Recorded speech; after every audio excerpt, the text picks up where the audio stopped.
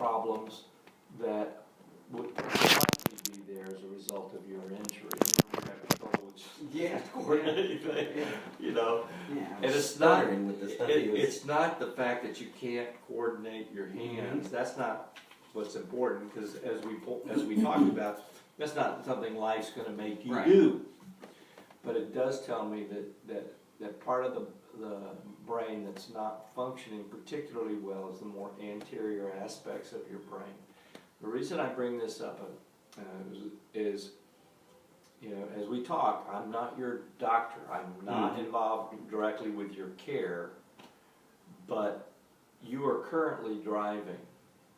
And when I see people that have that little bit of problem, and you are persisting in an act when it was time to go do something else, you know, you remember how you were moving your head back and forth, it was real hard to go to a different behavior. We saw that cognitively as well. When I see that, people are at risk in emergent situations when your brain says, hey, I need to take my foot off the accelerator and put it on the brake, but it gets lost in translation and you persist in the act of acceleration. Okay? Now, what does that mean? Well, you have the physical ability to drive a car.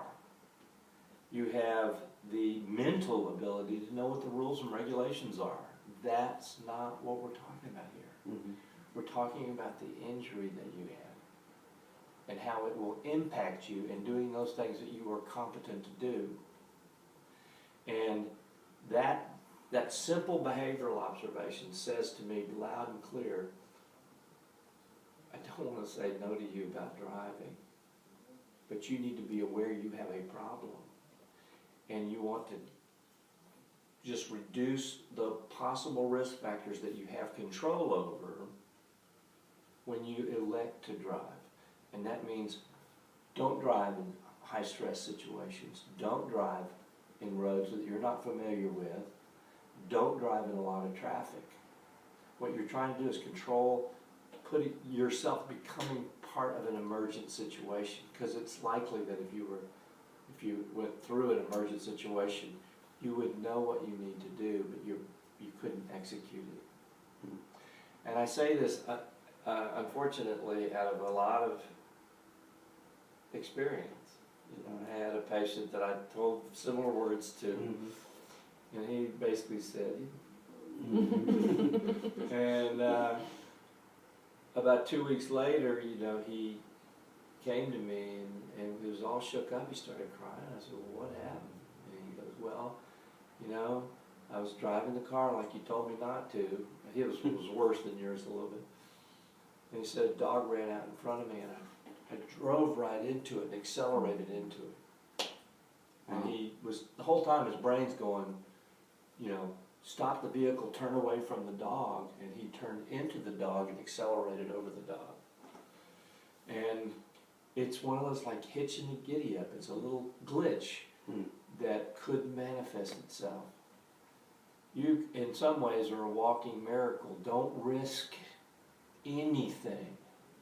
What you have is a remarkable recovery, but it's fragile in the sense that any future injury is going to be significantly greater in terms of its impact on you than it would otherwise be because of this injury that you had. And I would hate to see all the progress that you've made and the remarkable things that you have attained during your rehab. I'd hate to see that go away.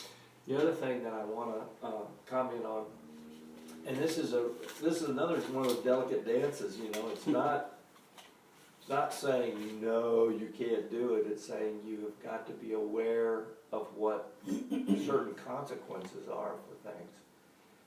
I wouldn't say you can't drink, but you need to be aware that if you have more than one drink, you are going to lower your seizure threshold. You do not have seizures, but you have focal problems that we can see on imaging studies of your brain. And you demonstrated some of that when I was test driving aspects of your brain, right? Mm-hmm. That says to me that you are at a greater risk for having a seizure than another person might be who's also had a brain injury. And we know certain Why things. is that? If I knew I mean, that, is there a reason? if I knew that, you and I wouldn't be talking, because I'd be on a beach somewhere hanging out, because I would have been, very famous, and we would have had a cure for all this stuff. Mm-hmm. But we don't know. We don't know. So, what it does mean though is that because you carry this risk with you, you really need to be consciously moderating drinking behavior. Again, we don't want you to have a seizure, ever. And in fact, every year that passes, the chance of a seizure diminishes. And we're happy about that.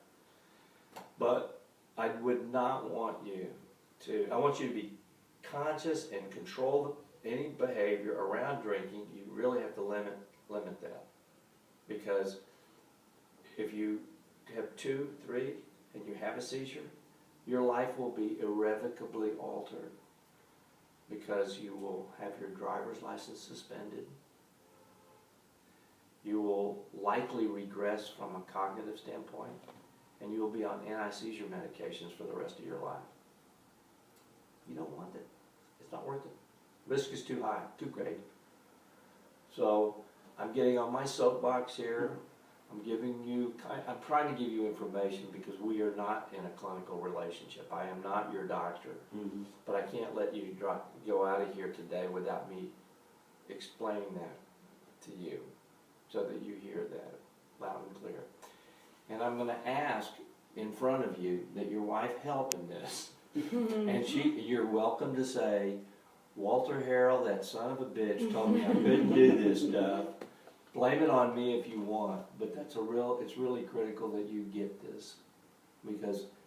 Okay, but before you finish that, you got to know the repercussions that will have on me. What? Is she going to be all over you? No, and I'm not saying you can't have it. You can't have a glass of wine or a beer or a margarita or whatever. But whatever. But really consciously limit it to one, because the last thing we want to do is last thing you want to do is go to rehab again. Yeah. Oh yeah. It's just not worth it, and you don't want to lose. I won't do it again. I can tell you that right now. It ain't gonna happen. Well, it will not happen. You know what? That's what this person says. The person that might need to go to rehab might not have that awareness. Mm-hmm. Okay, we don't want that to happen.